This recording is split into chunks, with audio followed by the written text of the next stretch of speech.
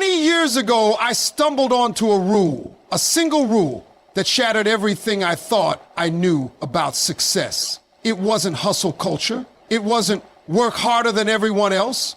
It was the 955 rule. And let me tell you, this rule didn't just change my career, it saved my life.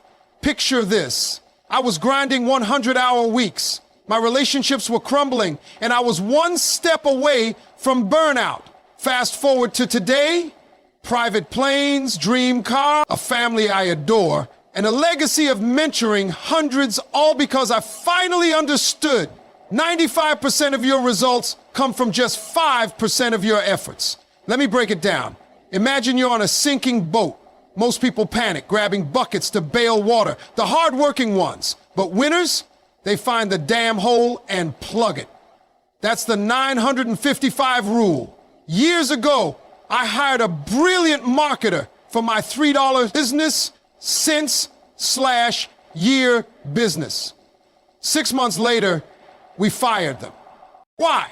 They were busy, sure, but busy doing the wrong things. They skipped the audit, ignored the real problem, and drowned in motion without progress. Sound familiar?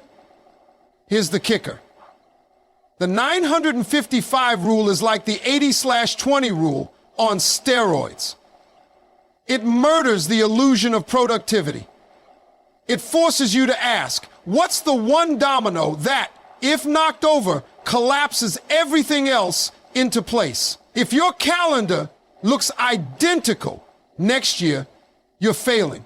Growth means ruthless focus. But how do you find your 5%? Clarity, vision, a target. Bill Gates wanted a computer in every home. Zuckerberg dreamed of the metaverse. Elon Musk, Mars. Every Tesla, SpaceX, Neuralink, all stepping stones to Mars. That's the power of a single obsessive focus.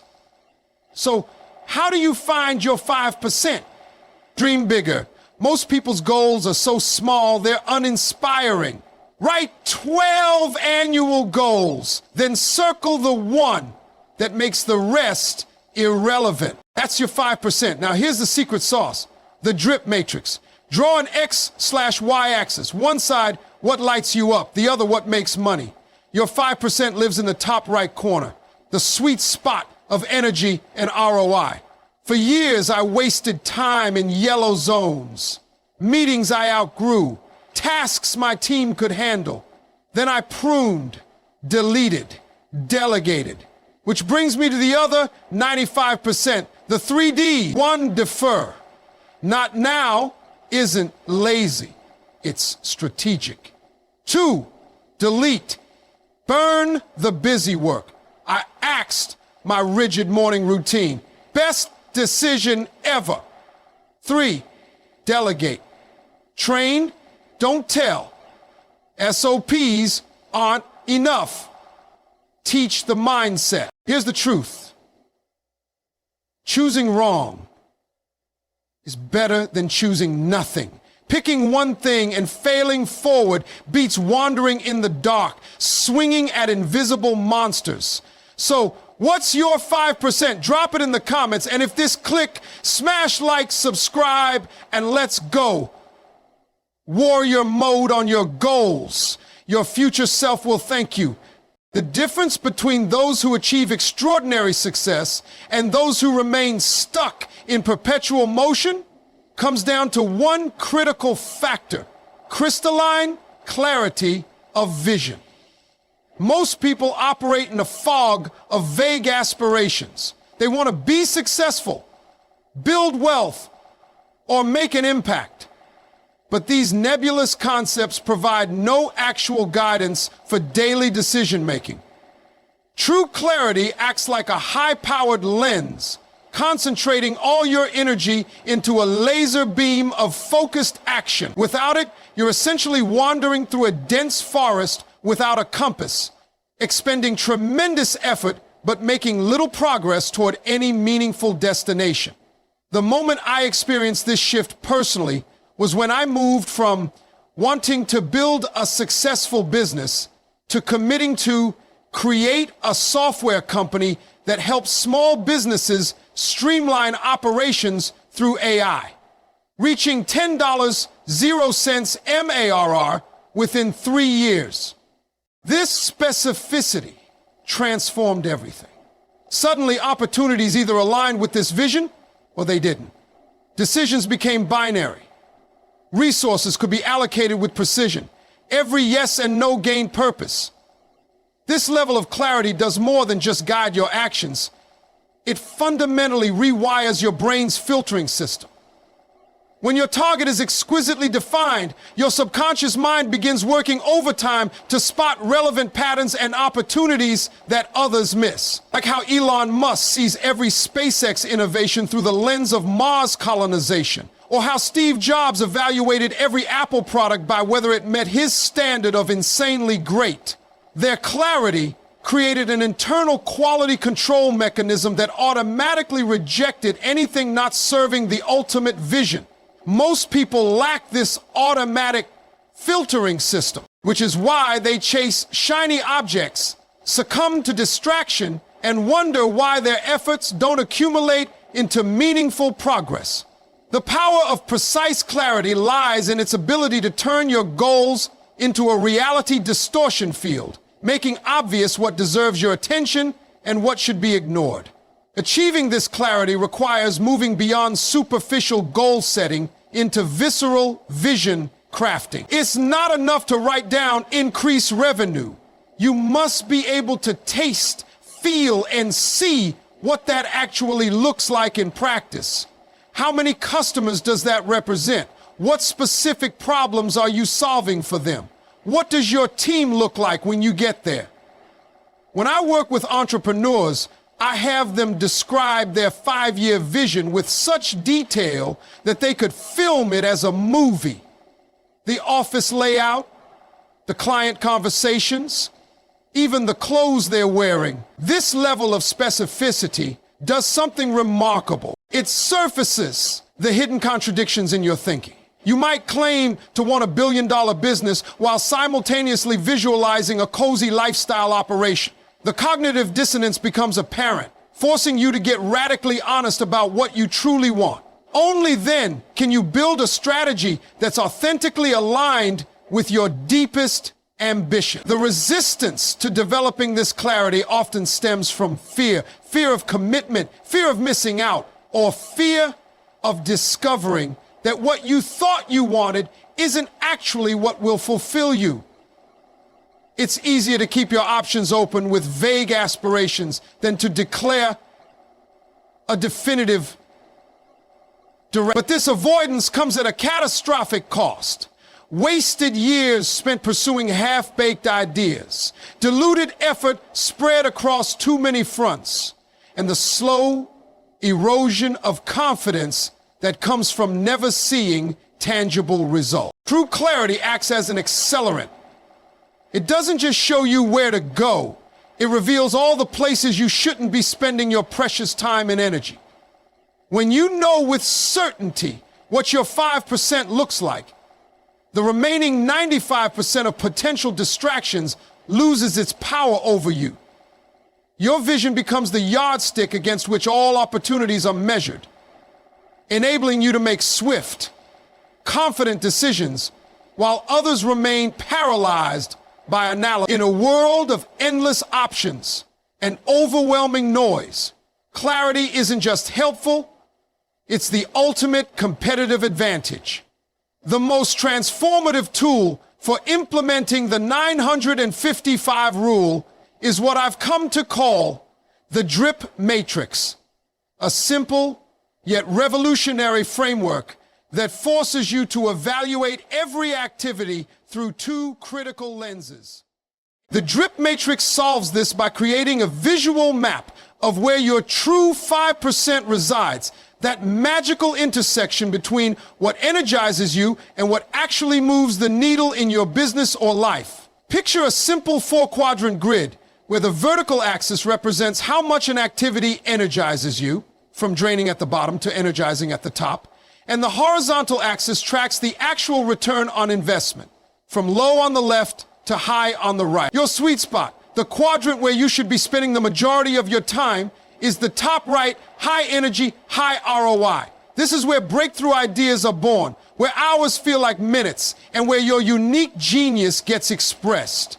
The bottom left quadrant, low energy, low ROI, is where dreams go to die through thousands of tiny compromises and distractions. What makes the drip matrix so powerful is its ability to reveal uncomfortable truths about how we're actually spending our time versus how we think we're spending it.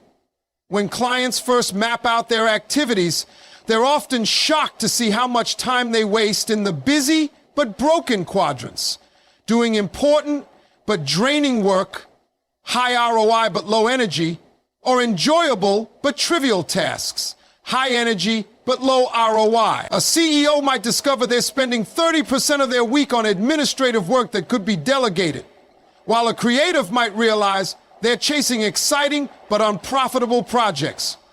The matrix doesn't lie. It shows in stark relief the gap between where we should be focused and where we're actually putting our attention. Implementing this requires brutal honesty and regular check-ins, as activities can shift quadrants over time. What was once energizing may become routine, and what was profitable may become commoditized. The most successful people review their drip matrix quarterly, constantly pruning and adjusting to stay in that golden 5% zone where their energy and impact multiply each other rather than cancel each other out. This dynamic tool becomes your compass for decision-making when considering any new opportunity or task. You simply ask, where would this fall on my matrix? If it's not top right, it's probably not worth your limited time and cognitive bandwidth. The drip matrix transforms abstract concepts like leverage and flow into tangible, actionable insights that anyone can apply immediately to start working at their highest and best use. The greatest act of leadership, whether you're leading a company or simply your own life, isn't about saying yes to everything that seems important, but developing the courage to say no to nearly everything so you can say hell yes to the few things that truly matter. What most people fail to understand is that prioritization isn't about coldly eliminating options, but about warmly committing to what deserves your full attention. When you refuse to prioritize ruthlessly, you do something far more cruel. You spread yourself so thin that everything gets your partial effort, your distracted attention, your diluted energy. The parent who tries to attend every soccer game while building a startup and maintaining a perfect home isn't being generous. They're setting themselves up to fail at all three. The executive who attempts to personally oversee every department initiative isn't demonstrating dedication. They're creating bottlenecks that frustrate their entire team. True kindness to yourself and those depending on you comes from recognizing that excellence requires exclusion. I learned this lesson the hard way when my insistence on being involved in every decision at my first company created a culture of dependency that stunted our growth. My misguided belief that I needed to be everywhere at once meant I was actually present nowhere fully. The turnaround came when I made the uncomfortable but necessary shift to identify the 3 areas where only I could add unique value, and systematically eliminated or delegated everything else. This wasn't neglect, it was focus. My team didn't need my constant involvement, they needed my clear direction and trust. The paradox is that by appearing to do less, I actually contributed more. The same principle applies to personal relationships. Showing up fully present for a few key moments creates deeper connections than spreading yourself thin across countless half-hearted interactions. This philosophy extends to how we manage our mental and emotional bandwidth as well. The modern world bombards us with endless demands on our attention, each disguised as urgent. Ruthless prioritization acts as a filter, protecting your psychological space from the tyranny of the trivial. When you stop treating every email, notification, and request as equally important, You reclaim the cognitive capacity to do your best work on what actually counts. The kindest thing you can do for your future self is to make these hard choices today, to decline the good so you can pursue the great, to disappoint tactfully in the short term so you can deliver exceptionally in the long term. Prioritization isn't about lack of care. It's about concentrated care, about choosing where to place your finite resources so they can have maximum impact rather than disappearing into the black hole of trying to do it all. The way you allocate your time tells the true story of your priorities far more accurately than any mission statement or goal list ever could. Your calendar serves as an unflinching mirror, reflecting whether you're genuinely evolving or simply maintaining the illusion of progress through repetitive motion. If you look at your schedule today and find it fundamentally unchanged from 12 months ago, same meetings, same routines, same allocation of hours, you're not growing, you're slowly decaying. Growth demands uncomfortable transitions from doing to leading, from hands-on execution to strategic oversight, from personal productivity to organizational leverage. The CEO, still personally handling tasks they delegated last year, has stalled.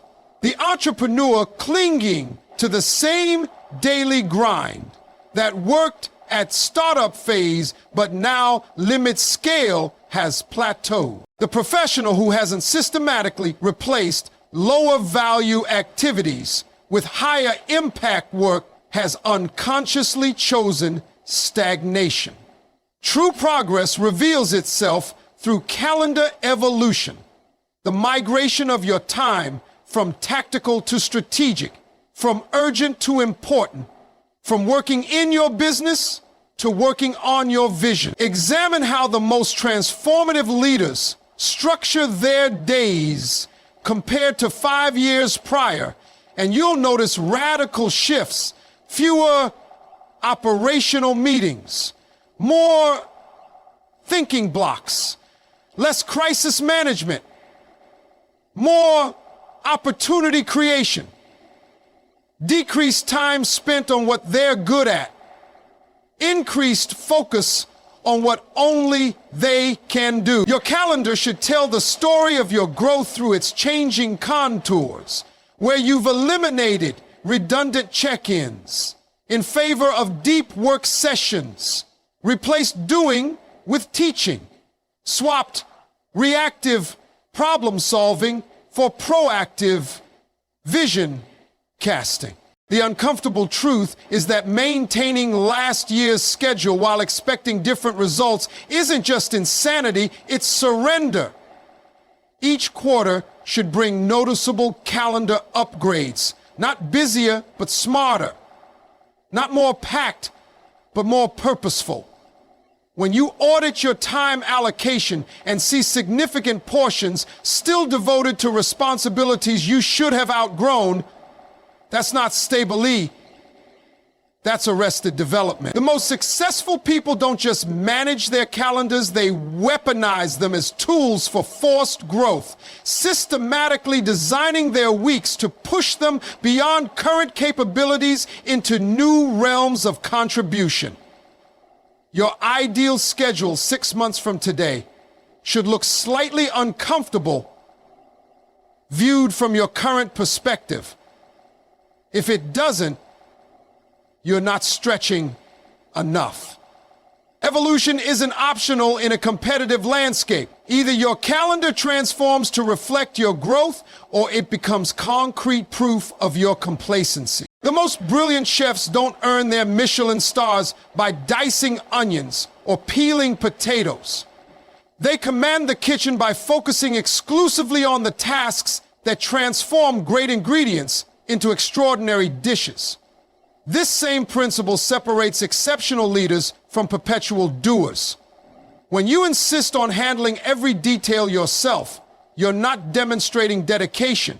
You're building a ceiling over your potential. The executive who personally crafts presentations their team should own. The entrepreneur who answers every customer email. The manager who attends every meeting. They are all making the same fatal mistake.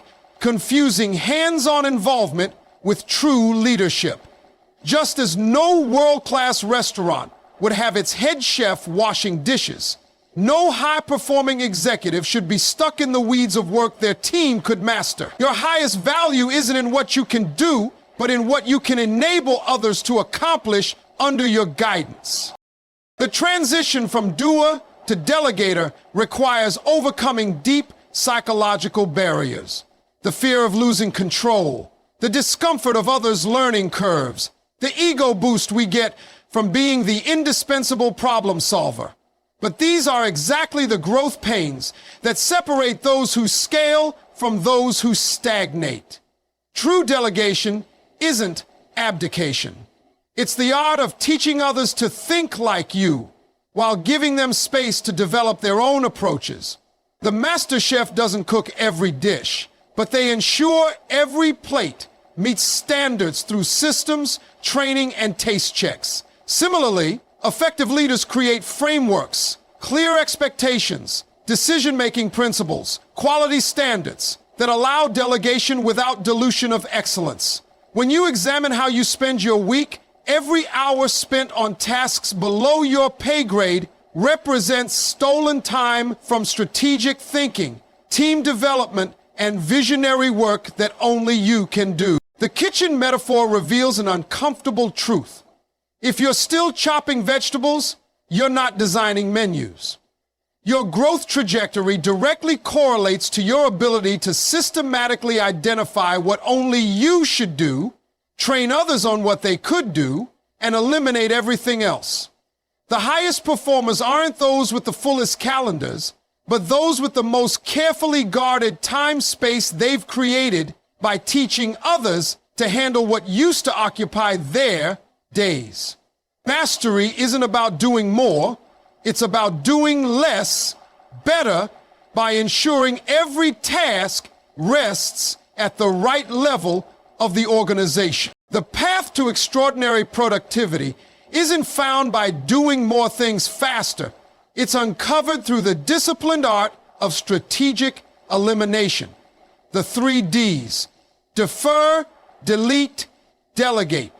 Form an ironclad system for escaping the self-created prison of perpetual busyness that keeps most professionals running in place.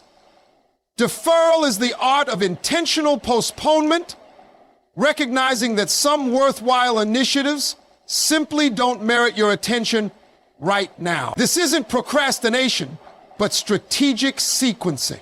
Just as farmers rotate crops, high performers rotate focus areas to maintain fertile ground for their most important work. The delete function represents the most underutilized productivity tool, the permanent removal of tasks, commitments, and processes that no longer serve their purpose. Most people's workflows are cluttered with zombie activities, tasks that continue consuming energy long after their usefulness has expired because no one had the courage to kill them. The real power comes when you combine these with masterful delegation, not just handing off work, but systematically elevating your team's capabilities so you can permanently remove entire categories of tasks from your mental load. Most professionals unknowingly live in constant decision debt, that exhausting state where unfinished tasks and unmade choices drain cognitive bandwidth. The 3 Ds act as a triage system for this debt, forcing clear determinations on every item in your orbit. When applied rigorously, this framework creates exponential returns. Each eliminated task frees up not just the time it would have taken, but the mental space it occupied in your subconscious. The magic happens in the cumulative effect.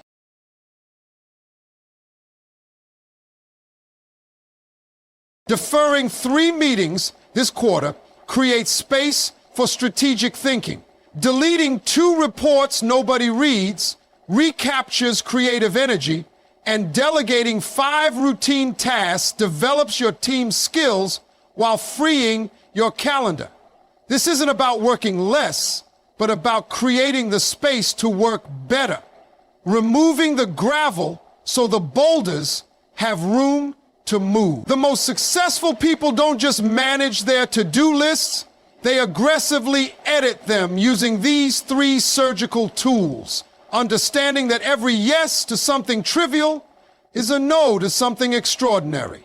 Your productivity revolution begins when you stop asking, how can I get this all done, and start demanding, why should this be done at all? Applying the 3 Ds with ruthless compassion for your future self. The greatest trap for high achievers isn't laziness. It's paralysis by analysis. That debilitating state where the fear of choosing wrong leads to choosing nothing at all. Perfect clarity is a myth that keeps people stuck in endless preparation while opportunities pass them by. The brutal truth is that imperfect action with course correction will always outperform perfect planning with no execution. I've watched brilliant minds waste years waiting for the right conditions to launch their ideas, while less talented but more decisive competitors gain market share through sheer momentum of action. The physics of success favor movement. Every action generates data. Every attempt provides feedback. And even wrong decisions often reveal unexpected pathways forward that perfectionists never discover.